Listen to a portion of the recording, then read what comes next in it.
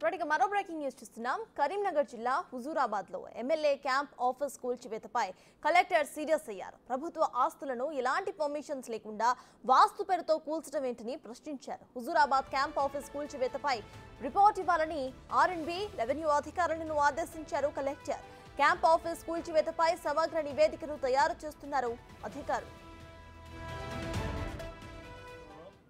హుజూరాబాద్ ఎమ్మెల్యేకి సంబంధించిన నివాస గృహం హుజూరాబాద్ క్యాంపులో ఉంది. దానిని ఆర్ఎన్బి అధికారుల అనుమతి లేకుండా, రెవెన్యూ అధికారుల అనుమతి లేకుండా స్థానిక ఎమ్మెల్యే తన సొంత ఖర్చులతో కూలగొట్టుతున్నా అని చెప్పి కూలగొట్టడం జరుగుతుంది.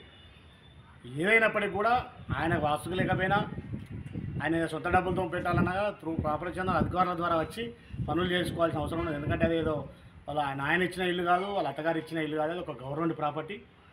కాబట్టి అధికారుల ద్వారా వచ్చి పనిచేసుకోవాలి తప్ప దాని ఇష్టం నచ్చినట్టు నేను కూడగొట్టుకుంటా అంటే మాత్రం కలవదు అది. ఎందుకంటే ప్రజల చేత ఎన్నుకోబడ్డ ఒక ప్రజాప్రతినిధి, ప్రజలలో మూఢనమ్మకాలను ప్రారంభించాల్సిన అవసరం ఉన్న ప్రజాప్రతినిధి ఇలా ప్రజలనే మూఢనమ్మకాల వైపు మరి పరుగులు తీస్తాడా, లేకపోతే ప్రజలను మూఢనమ్మకాలకు వ్యతిరేకంగా చేస్తాడా నాకైతే అర్థమైతే లేదు. వర్గంలో Huzurabad MLA camp office వాస్తువేత్త కూలగొట్టడాన్ని Bharatiya Janata party తీవ్రంగా ఖండిస్తుంది. అభివృద్ధి ఇక్కడ గత 6 నెలలుగా కౌశిక్ రెడ్డి గారు ఎక్కడ ఏ గ్రామంలో కనీసం ఒక శిలాఫలకం కానీ ఎటువంటి అభివృద్ధి చేయకుండా కోట్ల రూపాయల ధనంతో గతంలో ఈటల రాజేందర్ గారు కన్స్ట్రక్షన్ చేసిన బిల్డింగ్ను ఆయన పేరుండద్దనే ఉద్దేశంతో కూలగొట్టడం అనే ప్రయత్నం చేస్తాను కౌశిక్ రెడ్డి. ఇందులో బీఆర్ఎస్ కాంగ్రెస్ కుట్ర ఉండదని నేను అంటున్నా. వెంటనే కాంగ్రెస్ నాయకులకు చిత్తశుద్ధి ఉంటే తక్షణమే కౌశిక్ రెడ్డి పైన ఎవరైతే కూలగొడతారో వాళ్ళపైన కేసులు పెట్టాలి, క్రిమినల్ కేసులు పెట్టాలి. ఏదైతే ప్రజాధనం దుర్వినియోగం అయిందో దానికి సంబంధించిన అమౌంట్ను రికవరీ చేయాలి. లేకపోతే వారిపైన చట్టపరమైన చర్యలు తీసుకొని వాళ్ళకు తగిన శిక్ష పడేటట్టు చూడాలని భారతీయ జనతా పార్టీ డిమాండ్ చేస్తుంది. ఇప్పటికే విషయంపై పూర్తి డీటెయిల్స్ మా ప్రతినిధి శ్రీనివాస్ అందిస్తారు. శ్రీనివాస్, చెప్పండి, ఇటు క్యాంప్ ఆఫీస్ కూల్చివేతపై అటు కలెక్టర్ స్పందించినట్టు తెలుస్తోంది. ప్రెజెంట్ అప్డేట్స్ ఏంటి? అధికారులు ఏమంటున్నారు?